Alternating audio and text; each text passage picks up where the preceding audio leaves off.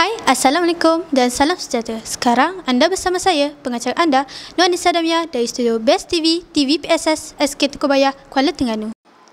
Pada hari ini, 16 Mac 2025, telah diadakan majlis peluncuran program Semarakan Amalan Sekolah Penyayang peringkat sekolah 2025. Bertemakan Murid Ceria, Guru Bahagia, Sekolah Bitara dan Negara Sejahtera.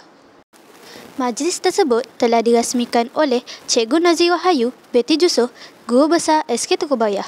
Seterusnya saya merasmikan program Semarakan Amalan Sekolah Penyayang peringkat sekolah Tukubaya 2025. Terima kasih.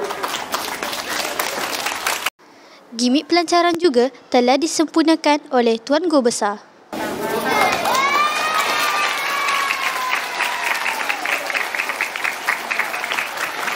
Dalam majlis tersebut juga diadakan penyerahan fail mentor-mentee kepada guru kelas bersama mentor.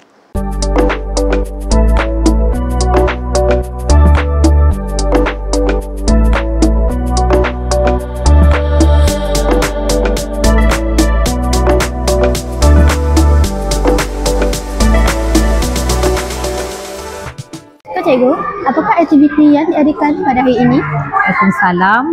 Baik, Alhamdulillah pada pagi ini kita telah adakan majlis peluncuran Semarakan Amalan Sekolah Penyayang, di mana program ini bertujuan membudayakan kasih sayang dalam kalangan warga sekolah.